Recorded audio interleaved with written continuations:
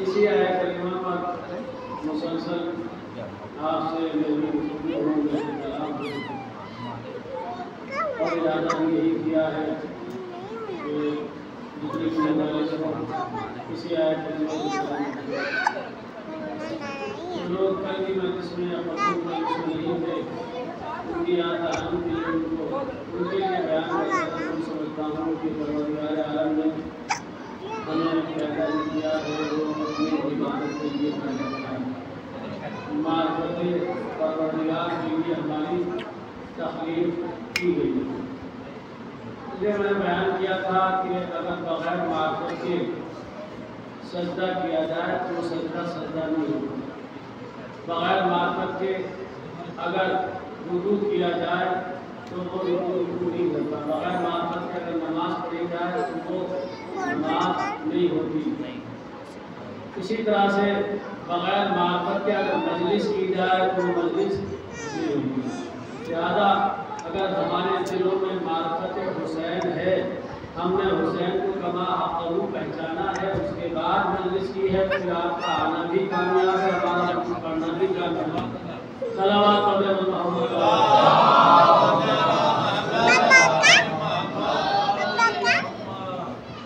मैंने कल की मजलिस में आज किया था कि मैं आपसे ये नहीं कहता कि कोई और के बार-बार सोना सत्ता कर दीजिए कोई बात होगी नहीं। बहुत छोटे छोटे से अफ़आल न जाने कब इबादत बन जाते हैं, हम उसकी तरफ मुतवज्जो नहीं हो पाते। लिहाजा जो भी काम करें लिल्लाह फिल्लाह करें, खुशू खुशू के साथ करें, तो उसके बाद उसको दर्जा इबादत मिल सकता है। अगर खुशू खुशू ना हो, नाम नमूद के लिए किया जाएगा तो इबादत नहीं हो सकती है। मसलन आज के ज़माने में करबला में कितने जा रहे हैं? जाते नहीं जाते? आपने जा रहे? पहले कभी सुना करते थे किसी बस्ती से कोई बुजुर्ग ज़ियारत के लिए जा रहे हैं, साल 10 साल 12 साल के बाद। लेकिन अब तो नौजवानों में इस तरह शौक पैदा हुआ है और अल्लाह इस शौक को बरकरार रखे। प्यार भाई ने हुसैनी करबला में सब करें। सलावत मोहम्मद।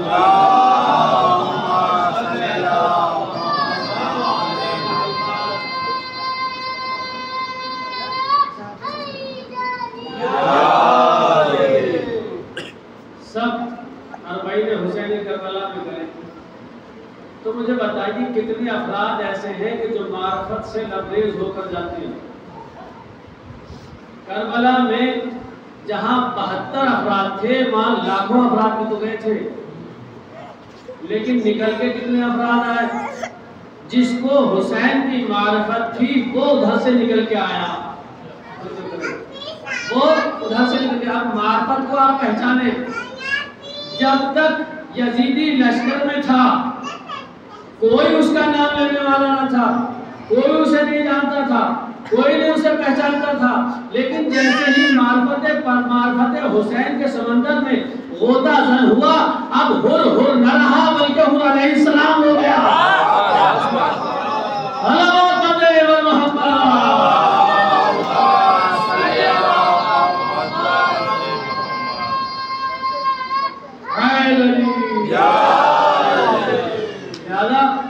हर अमल का जो किलीदी किरदार है वो मारिफत है।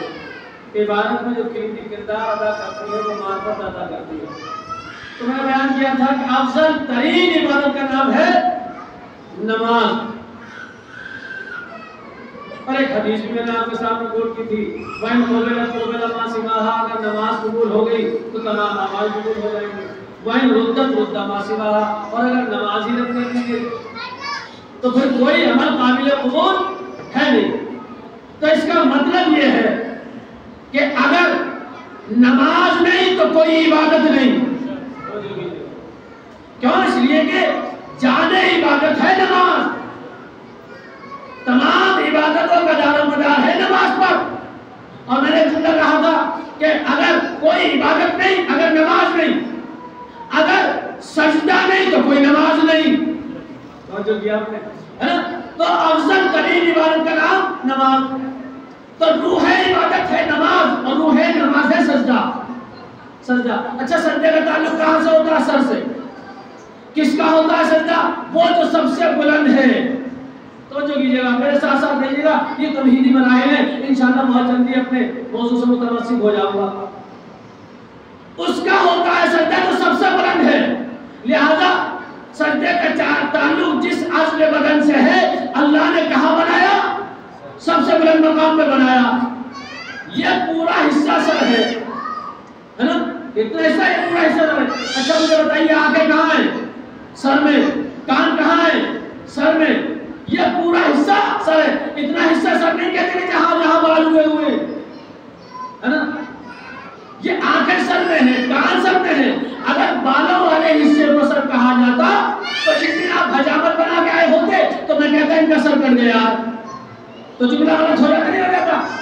तो इस बात से हम निकाले कि ये पूरा हिस्सा सर है। आंखें अल्लाह ने सर में रखी, कान अल्लाह ने सर में रखे।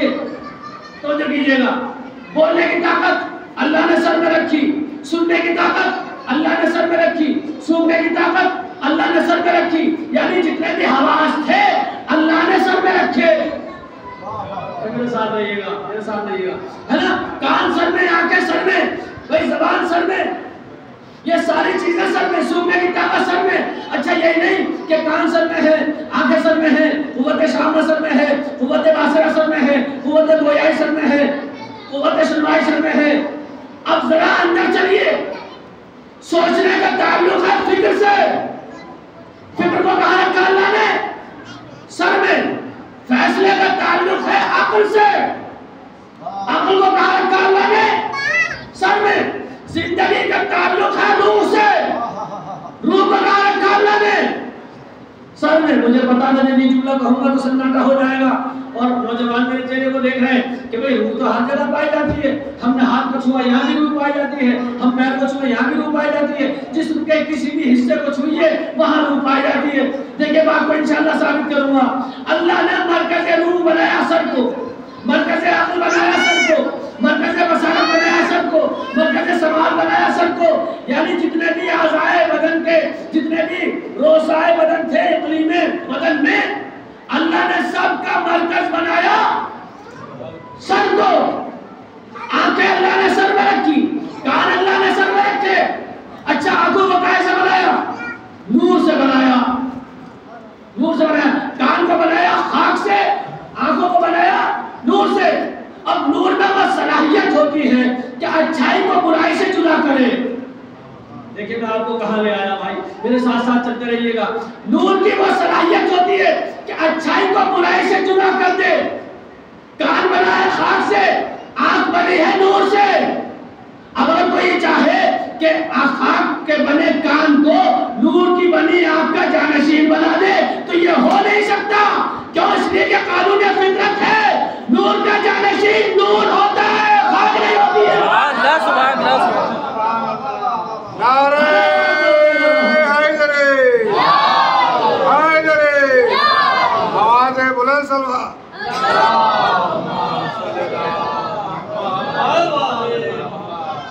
देखिए इन बहसों को जो हम मदरसे में पढ़ाते हैं 2-2 महीने लग जाते हैं मौलाना साहब उन बहसों को हल कराने के लिए। ये मंतबा फलसफे से लबरेज बहसें हैं, जल्दी से समझ में तो आने वाली है नहीं। लिहाजा दिल लगाइएगा। और ये मजलिस हुसैन का सदका है कि चंद लम्हों की मजलिस में इस बहसों को पानी करके आपके सामने बयान कर दिया जाता है। जरा हुसैन को सलाम कीजिए। तो अल्लाह ने मरकज़े बसारत बनाया सर को, आंखें सर में रखी, कान सर में रखे, जबान सर में रखी, अक्ल को सर में रखा, फिक्र को सर में रखा, फैसला करने की ताकत को अल्लाह ने सर में रखा। सबका मरकज बनाया अल्लाह ने सर को। यानी जितने भी आज़ाए रईसा थे, इंसानियत का निचोड़ सबको रखा अल्लाह ने सर में। मैंने बस एक जुमला कहा कि मरकज रूह है सर। मेरा चेहरा देखने लगे, देखिए इंशाअल्लाह साबित करूंगा। मरकज रूह सर कैसे? मुझे बताइए, अगर हाथ कट जाए तो इंसान जिंदा रह सकता है या नहीं रह सकता? जिंदा रह सकता है। पैर कट जाए जिंदा रह सकता है, उंगली कट जाए जिंदा रह सकता है। अगर सर कट जाए,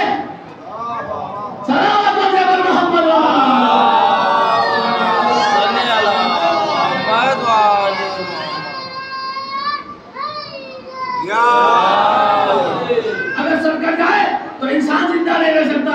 तो मरकज़ रूह है सर। अल्लाह ने जिस चीज का ताल्लुक सर से है, सर को अल्लाह ने सबसे बुलंद मकाम पर रखा। अब जिसको बुलंद कर दिया है, अब हमारी क्या औकात, क्या मिसाल कि उसे मजीद ऊंचा करके चले, है ना? उसको मजीद ऊंचा करने की जरूरत नहीं है। हमारा जिसको अल्लाह बुलंद बना दे, वो किसी के क्या वजह है उसे मजीद ऊंचा कर सके। हमारे सामने सर को अकड़ा के न चलना। हाँ, जितना हमारे सामने झुकते चले जाओगे इतना हम तुम्हें बुलंद करते चले जाएंगे।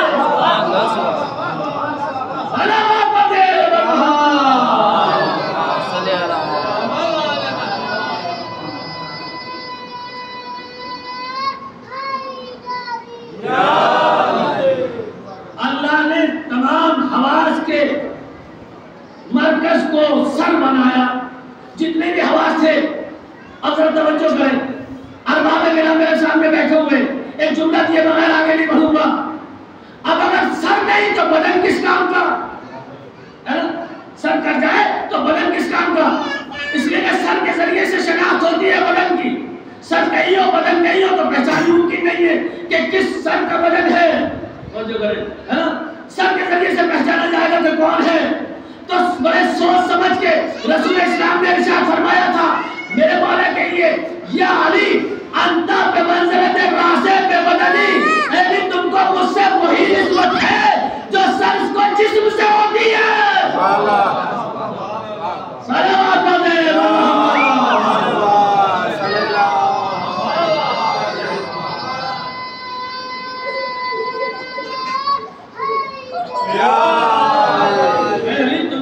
वही निस्बत है जो बदन से सर को होती है।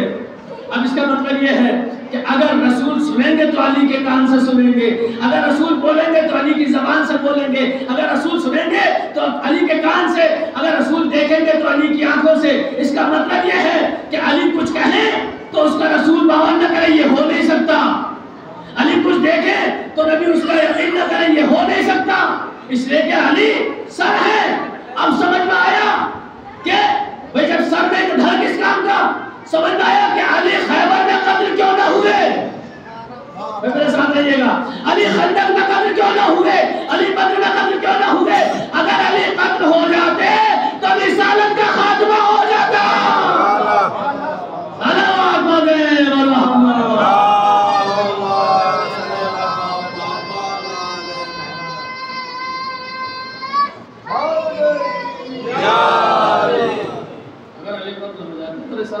खात्मा हो जाता।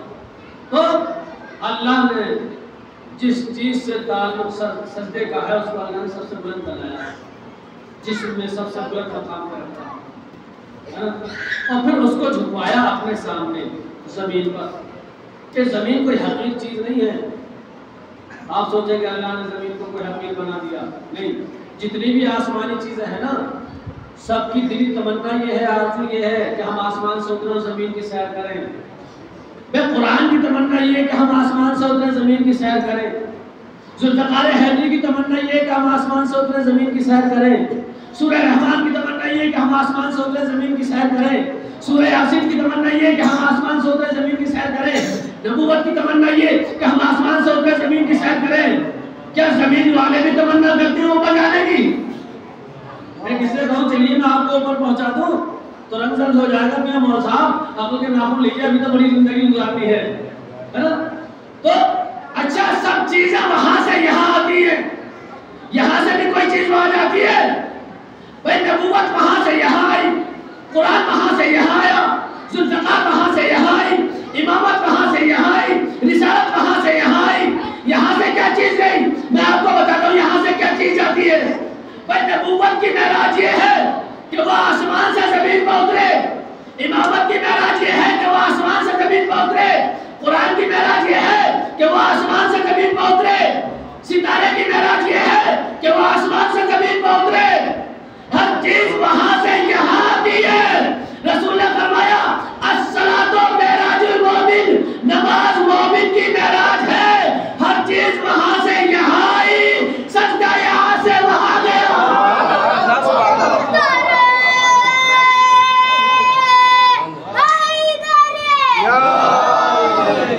बुलंदतरीन सलावत पढ़े पर मोहम्मद।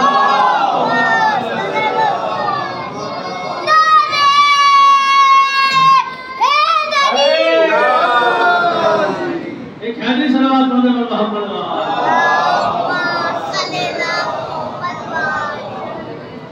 तो जमीन को अल्लाह ने हकीर नहीं बनाया, मगर मैं क्या करूं, मेरी तारीख में लिखा हुआ जमीन और आसमान के दरमियान में मुकाबला हुआ। आसमान ने जमीन के मुकाबले में अपने ऊपर फख्र किया कि जमीन के ऊपर क्या, सूरज मेरे पास है, सितारे मेरे पास है, कहकशाएं मेरे पास है, कमर मेरे पास है, हवाएं मेरे पास है, बादल मेरे पास है, ये सारी चीजें मेरे पास। जमीन तेरे पास क्या है? जगह परवरदिगार ये सारी चीजें तूने आसमान को अता कर दी। सूरज उसके पास, सितारे उसके पास। क्या जमीन को नाउज़ु बिल्लाह कोई हकीर बनाना चाहा था? लेकिन मैंने इस हकीकत को जब दूसरे नजरिए से देखा तो मुझे जमीन ज्यादा मुसद्दर में नजर आई, आसमान से ज्यादा मुसद्दर में नजर आई। ठीक है, आसमान तो हक है अपने ऊपर फख्र करे कि सूरज उसके पास है, सितारे उसके पास है, कहकशां उसके पास है, हवाएं उसके पास है, फिजाएं उसके पास है। हक है, लेकिन कब तक? जब तक आले मोहम्मद जमीन पे कदम न रख दे। जब तक आले मोहम्मद जमीन पे कदम न रख दे। अब जैसे ही आले मोहम्मद ने जमीन पे कदम रखा, अब जमीन थी कि करवटें बदल रही थी। ऐ आसमान आने दे मौका, हम तेरे सारे गुरूर को तोड़ देंगे। तुम हमारे सामने अपने ऊपर फख्र कर रहे थे, हम तुम्हारे सारे गुरूर को तोड़ देंगे। ये बात मुदल्लल उस वक्त हो गई जब आले मोहम्मद ने जमीन पे कदम रखा। वो तो कीजिएगा, ठीक है, सूरज तुम्हारे पास है, सितारे तुम्हारे पास है, कहकशां तुम्हारे पास है, फजाएं तुम्हारे पास है, ये सारी चीजें तुम्हारे पास है, लेकिन कंट्रोलिंग पावर मेरे पास है।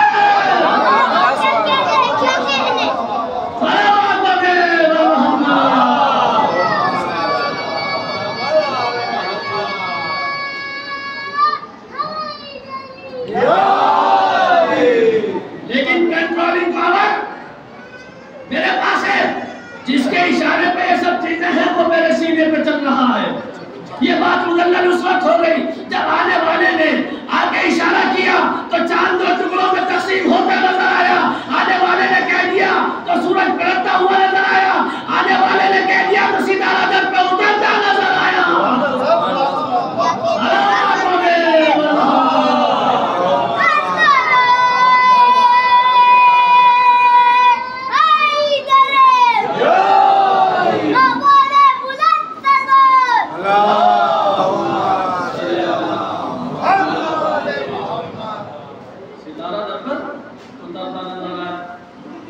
जमीन ने आसमान बना के दिया, ये सारी चीजें तो मेरे पास है, जिसके इशारे पे ये सब चीजें हैं, टेक्नोलॉजी का हमारे पास।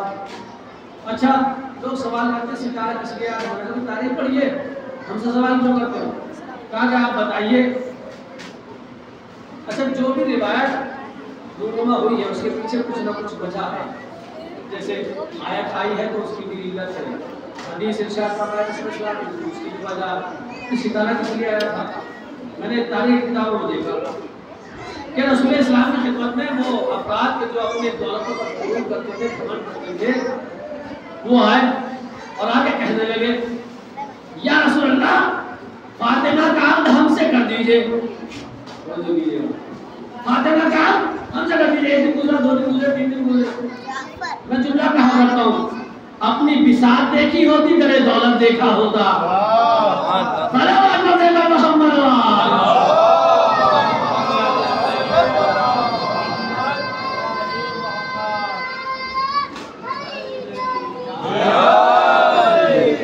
रसूल इस्लाम खामोशी का रोजा रखे हुए, हुक्म परवरदिगार का कि किसी को कोई जवाब नहीं देना।